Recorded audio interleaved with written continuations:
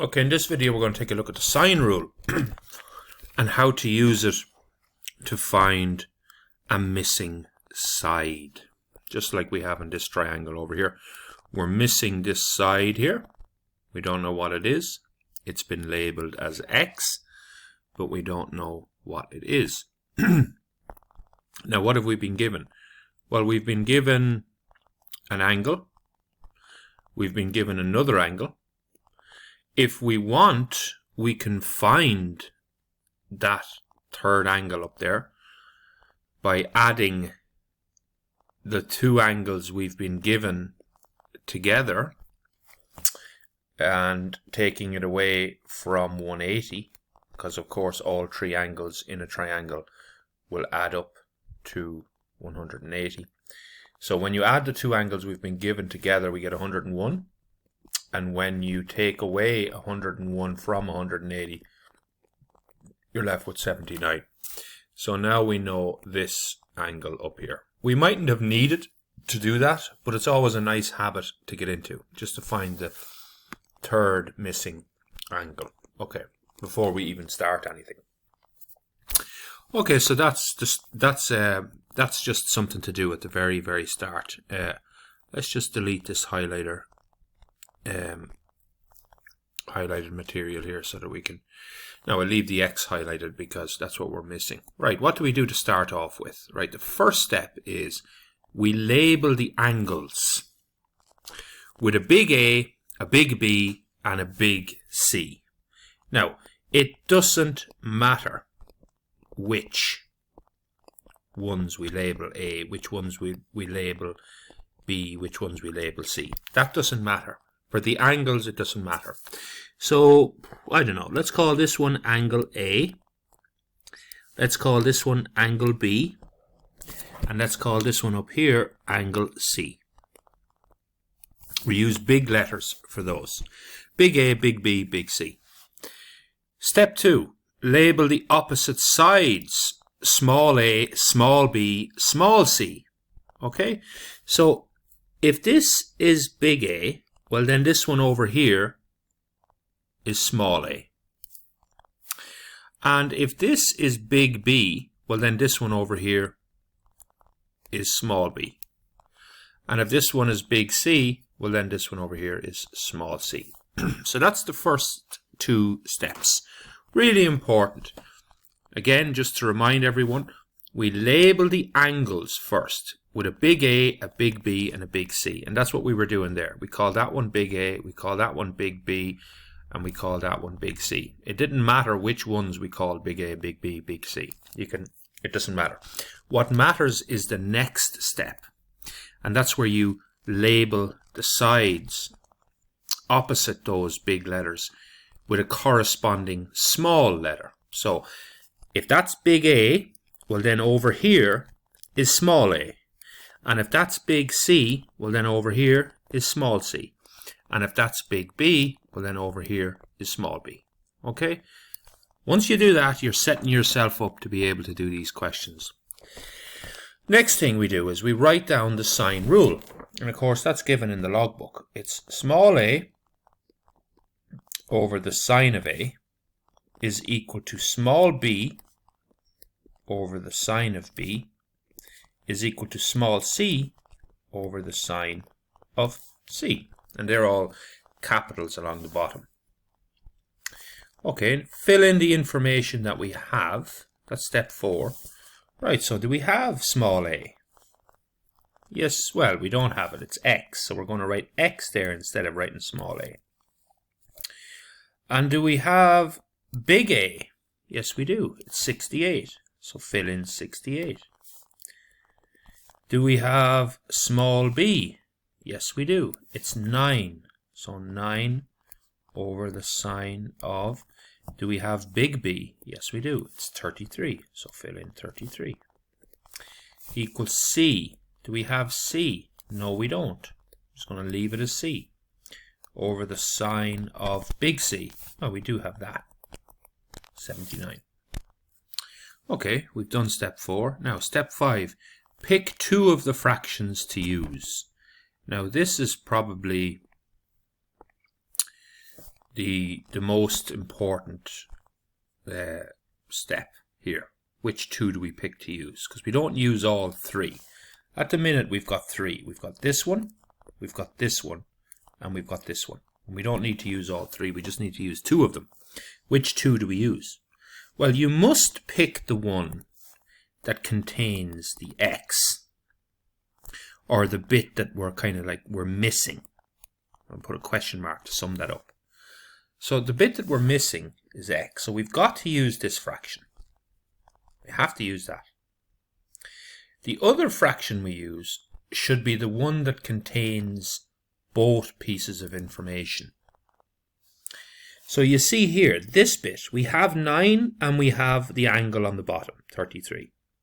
So we're going to pick that one. There's no point in picking the last one because we don't have C. So we're going to X that out, that's gone. We're not going to use that. The two that we pick is the fraction that contains the bit we're looking for, which is X, that's that first one, and the fraction that contains all of the pieces of the puzzle, which is that one. So we just write those two fractions down now. We don't change anything, we just remove that C bit. That's just going to get in the way. We write the two of them down. Finally then, we cross multiply. Okay, so that's going to come up to multiply by that, and that's going to come up to multiply by that. So you'll have X by the sine of 33 is equal to 9 by the sine of 68. The fractions are now gone. And remember, the whole objective of this was to find what X is. So when you're looking for X, you're trying to get X on its own. So we're going to leave X right there. But we're going to move this sine 33 to the other side so that X is on its own. So X is staying right where it is. Now, of course, at the minute, this 9, by the way, by sine 68, that's still there. But this sine 33 is multiplying by this X. So if you move it to the other side, it will divide. We'll do the opposite of what it's doing.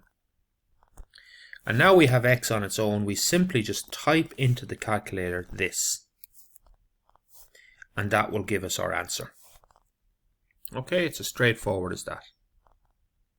Okay, so just to recap again. Step 1 was to label the angles. Big A, big B, big C. Step 2 was to label the opposite sides. Small a, small b, small c.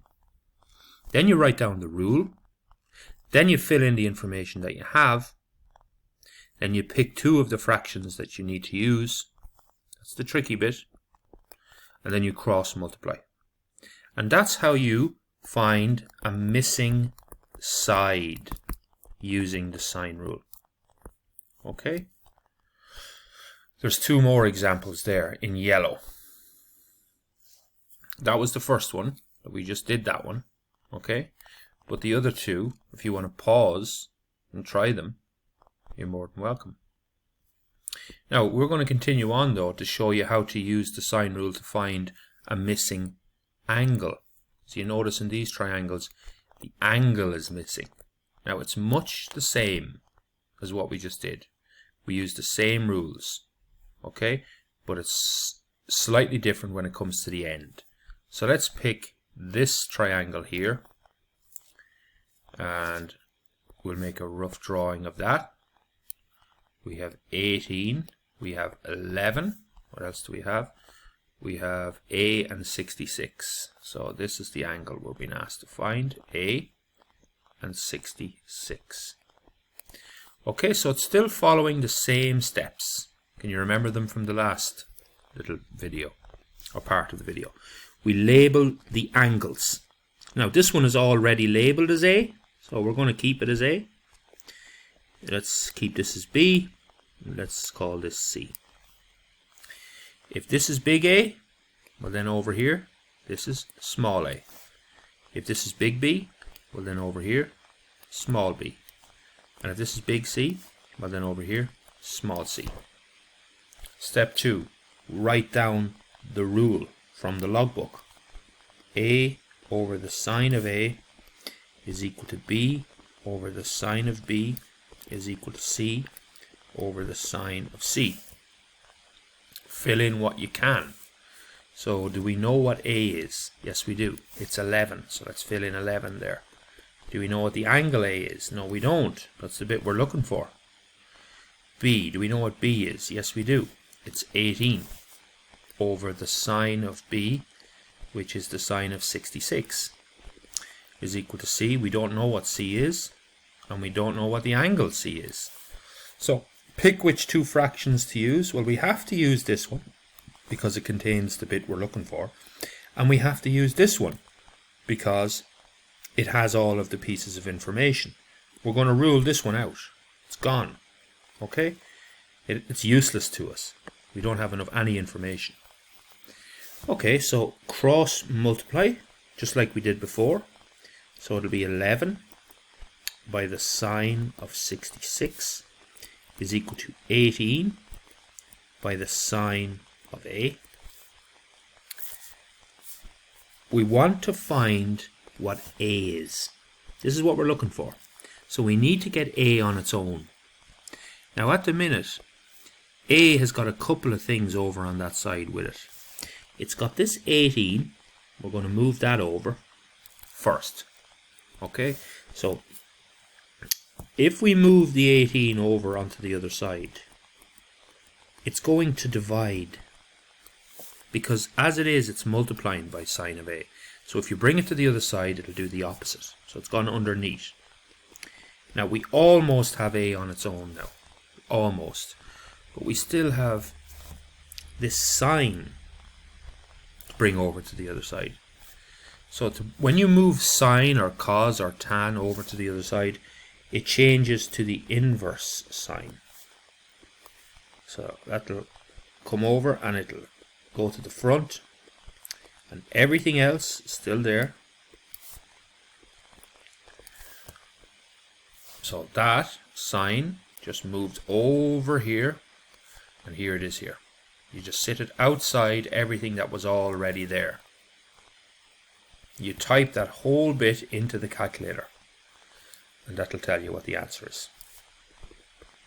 And of course it'll be an angle, so you give it in degrees. Okay, that's how you do the sine rule.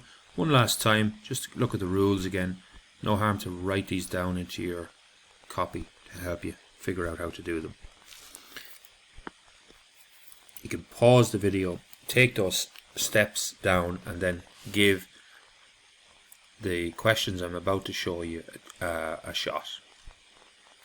Okay, so you can pause the video there to take them down, and when you have them taken down, give those questions a try. We've done the first two for each part. So we've done that one, that's a missing side, and we've done that one, that's a missing angle.